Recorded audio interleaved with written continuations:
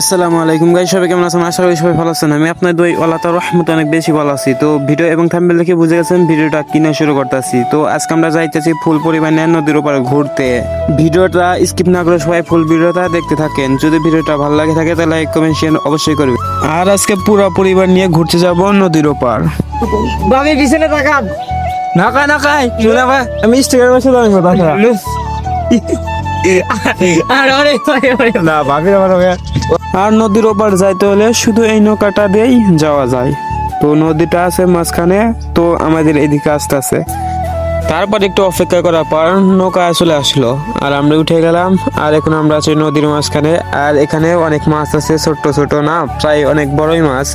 তারপর একটু পর নৌকা থেকে নেমে গেলাম। আর আজকে ভিডিওটা করে শান্তি পাইতেছি না, চারিদিকে রোদ, মানে যেদিকে ক্যামেরা ধরি সেই দিকে রোদ। তো আজকে একটা আইফোনের অভাবে এই সমস্যাটা হইতাছে। তো আপনারা একদিন আমাকে অনেক বড় জায়গায় নিয়ে যাবেন, তো সেদিন আমার হাতে একটা আইফোন থাকবে, আমার স্বপ্নটা পূরণ হইব।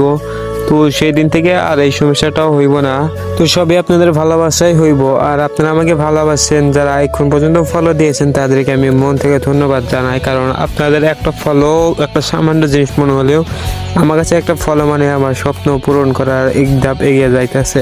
আর একটা আছে আমরা হিন্দু পাড়ায়, আর এই পাড়াটা অনেক বড়, প্রায় গ্রামের সমান, কিন্তু গ্রাম না, এই গ্রামটা হচ্ছে 27 পাড়া। আর একটা পাড়ায় অনেক বড় বড়। তো এই হিন্দু পাড়াটাও অনেক বড়, আর এখানে মুসলিম খুব কম, হঠাৎ আছে দুই একটা পাড়ায়, আর হিন্দু লোক বেশি। আর এখন আমরা যাবো ভূতের ঘরে। মূলত ভূতের ঘর বলা হয় কারণ এটা একটা হিন্দুদের মন্দির, অনেক পুরনো মন্দির, অনেক জঙ্গল ছিল। এখন আজকে আমরা দেখলাম পরিষ্কার করেছে।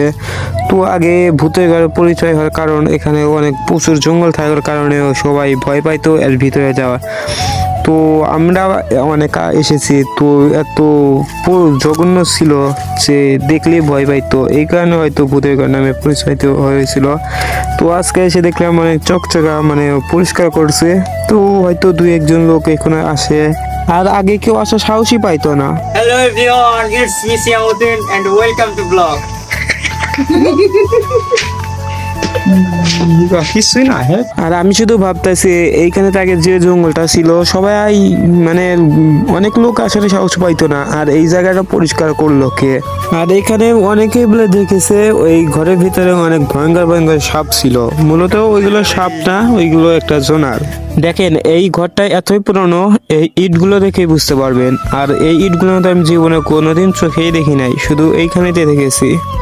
আর এখন আমরা আছি আমার বড় ভাইয়ের স্মৃতি, বড় ভাইয়ের আবেগ, বড় ভাইয়ের ছোট বাল্যকালে স্কুল।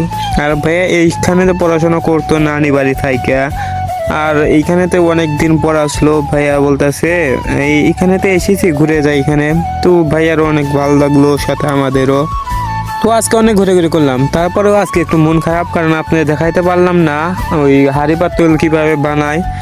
ওই মূলত তাদের, মানে হিন্দুদের এলাকায় যেহেতু আছি, তারা হিন্দু, আর তাদের আজকে একটা অনুষ্ঠান আছে। মূলত তাদের 12 মাসের 13টা অনুষ্ঠান, তো আপনারা বুঝতে পারতেছেন। আর এই কারণে আমরা আজকে দেখতে পাই নাই। মূলত সবাই ওইখানেতে গেছে সবাই, আর দুই একজন আছে অন্যান্য কাজ করতে আছে। আর এখন আমি দাঁড়িয়ে আছি নদীর পার, মূলত নৌকার অপেক্ষায়। দেখেন এখানে আমি সহ অনেকেই নৌকার জন্য অপেক্ষা করতেছে। তারপর কিছুক্ষণের মধ্যে নৌকাটা আসলো, আর একে একে সবাই উঠে গেলাম।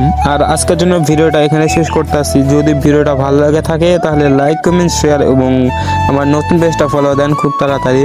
তো দেখা হচ্ছে নতুন কোনো ব্লগে। এখন পর্যন্ত যে আমার পেজটা ফলো দিয়েছেন তাকে আমি মন থেকে জানাই ধন্যবাদ, কারণ আমি ভাবতেও পারি নাই আমার 7 দিনে 450 ফলোয়ার হবে। সব আপনাদের ভালোবাসার কারণে হয়েছে। তো সবসময় আমাকে এভাবেই ভালোবাসবেন, এভাবেই সাপোর্ট করবেন। আল্লাহ হাফেজ।